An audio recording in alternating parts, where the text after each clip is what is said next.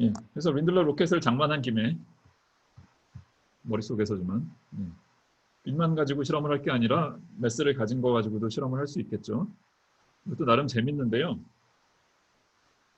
예, 가속 운동하는 로켓 안에서 보면 거기서 이제 질량을 가진 물체를 집어던지는 실험을 하면 이 로켓 안에 있는 사람은 바닥 방향으로 끌어당기는 중력 같은 걸 경험을 하고 있으니까 로켓 내부자가 보기엔 이 대문자 X, 대문자 T 코디네이트가 나름 괜찮은 코디네이트가 되고 그럼 여기서 예컨대 로켓 안에 있는 사람이 여기서 이렇게 집어 던져가지고 잠시 그 밖에 있는 민코프스키 전지적 관찰자가 보기엔 직선 운동을 하다가 잠시만요. 직선이 끊어져 버렸네. 직선 운동을 하다가 도로 이제 천장에 부딪히는 천장이 아니죠. 천장은 저쪽이고 바닥에 도로 부딪히는 이 과정을 생각을 해보면 바깥에서 보기에는 로켓이 가속 운동을 하는 거고 저 물체는 등속 운동을 하는 거예요. 근데 로켓 안에 있는 사람이 보면 본인이 가속 운동하는 로켓에 있다는 사실을 모르고 그냥 중력을 느낀다고 생각을 할 테니까 중력에 의해서 저 물체가 자유낙하 운동을 한다라고 착각을 할 거란 말이죠. 근데 우리가 이미 이 대문자 X, 대문자 T 좌표계랑 소문자 X, 소문자 T 좌표계랑 어떻게 연결되는지 자세히 아니까 양쪽에서의 운동 방정식을 비교하고 솔루션을 비교하고 하는 게 뭐 원리적으로 어려울 건 없어요. 계산이 좀 복잡할 수는 있어도.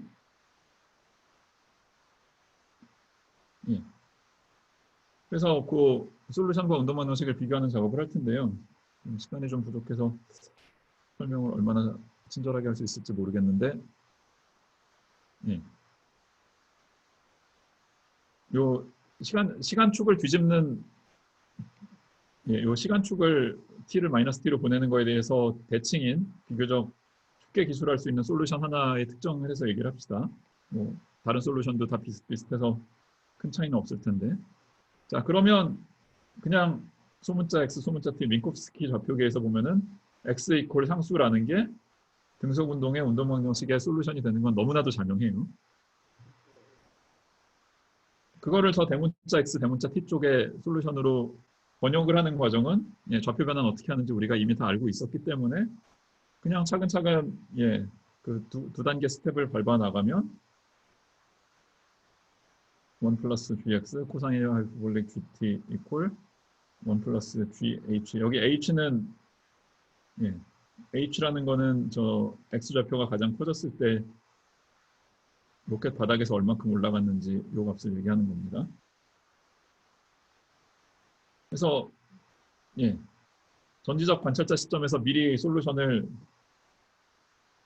찾은 다음에 그거를 좌표 변환을 해가지고 저쪽 로켓 내부자의 좌표로 설명을 하면 문제가 굉장히 쉬워요.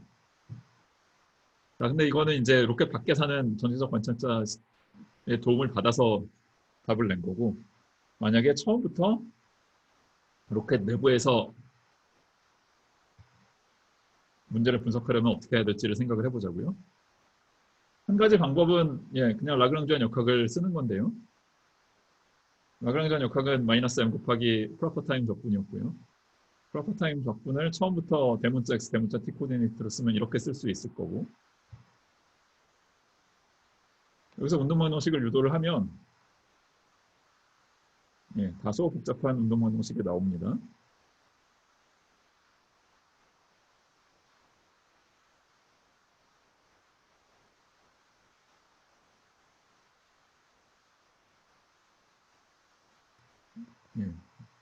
운동 방정식 유도하는 거는 좀 계산이 약간 복잡하지만 뭐 그래도 할만해요. 자, 근데 이제 더 괴로운 거는 이 운동 방정식을 딱 주고 앞뒤 문맥 하나도 설명 안 하고 여러분한테 이 방정식을 딱 준 다음에 이 미분 방정식을 푸세요. 그러면 상당히 넌리니어한 운동 방정식이기 때문에 방정식 푸는 과정이 그렇게 순조롭지만은 않겠죠.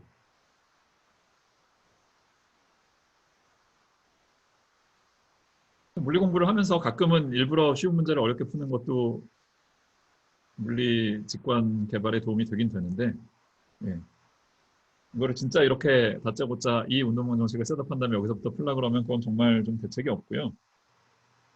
그래서 이 쉬운 방식과 어려운 방식 사이에 중간쯤에 해당되는 방식이 있는데 뭐냐면 예, 에너지 보존 법칙을 쓰는 겁니다. 뭐냐면 라그랑지안에서 출발해서 해밀토니안으로 넘어갈 수 있고요. 넘어가는 과정에 이제 저 대문자 x에 대응되는 모멘텀 개념을 도입할 수 있고, 그건 그냥 좀 역시 모양이 살짝 복잡하긴 하지만 교과서적인 방법을 따라가면 크게 어려운 계산은 아니고요. 그럼 저 모멘텀에 있으면 해밀토니안도 역시 구축을 할 수가 있는데, 그것도 역시 교과서에 있는 라그랑지안으로부터 해밀토니안을 유도하는 방법을 꾸역꾸역 열심히 따라가면 할 수 있고요.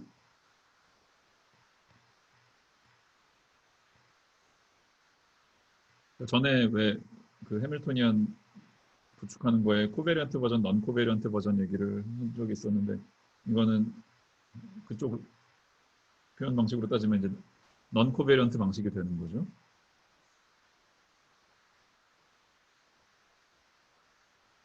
예, 그래서 두 텀이 나오는데 두 텀을 모아서 정리하는 것도 어느 정도 간단하고요. 제가 좀 글씨가 아주 유난히 더 못생겨졌는데 아무튼 이렇게 되고, 자, 중요한 거는 애초에 이 라그랑주 안에 이 타임 트랜슬레이션에 대한 시메트리가 있었기 때문에, 그러니까 t에 익스플리시트하게 디펜드하는 텀이 아무것도 없었기 때문에 역시 라그랑주안 해밀토니안 일반론에 의해서 이 해밀토니안은 컨서브가 돼요. 그래서 이제 저 물체가 가장 높이 떠올랐을 때를 기준 값으로 잡으면 이렇게 됩니다. 그럼 여전히 이것도 일종의 미분 방정식인데 여기는 시간 미분이 한 번만 있죠. 이 운동 방정식은 미분이 두 번 들어오는 거에 비해서. 그래서 보존 법칙을 쓰면 미분 방정식 푸는데 최소 한 번 보존 법칙을 쓸 때마다 한 스텝씩 절약할 수 있다라는